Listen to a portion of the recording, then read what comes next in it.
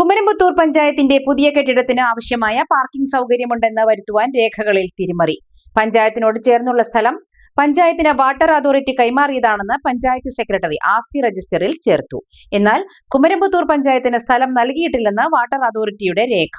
അതേസമയം പഞ്ചായത്തിന്റെ ആസ്തി രജിസ്റ്ററിൽ കുമരമ്പത്തൂർ സഹകരണ ബാങ്കിന്റെ ഭൂമി കൂടി ഉൾപ്പെട്ടതായും വിവരമുണ്ട്. കുമരമ്പത്തൂർ പഞ്ചായത്തിന്റെ പുതിയ കെട്ടിടത്തിന് ആവശ്യമായ പാർക്കിംഗ് സൗകര്യമില്ലെന്ന പരാതി വിവാദമായതോടെയാണ് രേഖകളിലെ തിരിമറി പുറത്തു വന്നത്. പുതിയ കെട്ടിടത്തിന്റെ നിലവറയിൽ പാർക്കിങ്ങിന് ആവശ്യമായ സ്ഥലമില്ലെന്നും സെക്കൻഡറിയായി പാർക്കിംഗ് സൗകര്യം ഒരുക്കുമെന്നുമായിരുന്നു പഞ്ചായത്തിന്റെ നിലപാട്. ഇതിനായി കേരള വാട്ടർ അതോറിറ്റി 30 സെന്റ് സ്ഥലം പഞ്ചായത്തിന് കൈമാറിയിട്ടുണ്ടെന്നും ഇത് പാർക്കിങ്ങിനായി ഉപയോഗപ്പെടുത്തുമെന്നും അറിയിച്ചിരുന്നു. ഇത് സംബന്ധിച്ച് നൽകിയ വിവരാവകാശത്തിന് 2026 മാർച്ച് 4 കുമരമ്പത്തൂർ പഞ്ചായത്ത് സെക്രട്ടറി നൽകിയ മറുപടി കേരള വാട്ടർ അതോറിറ്റി സ്ഥലം കൈമാറിയെന്നാണ്. പഞ്ചായത്തിനോട് ചേർന്നുള്ള 30 സെന്റ് സ്ഥലം പഞ്ചായത്തിന്റെ ആസ്തി രജിസ്റ്ററിൽ ഉൾപ്പെട്ട രേഖയും പഞ്ചായത്തിൽ നിന്ന് നൽകി.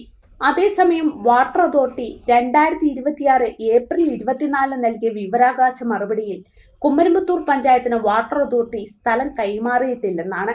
വാട്ടർ അതോറിറ്റി കൈമാറാത്ത സ്ഥലം എങ്ങനെ പഞ്ചായത്തിന്റെ ആസ്തി രജിസ്റ്ററിൽ കയറിയെന്ന ചോദ്യമാണ് നിലവിൽ ഉയരുന്നത്.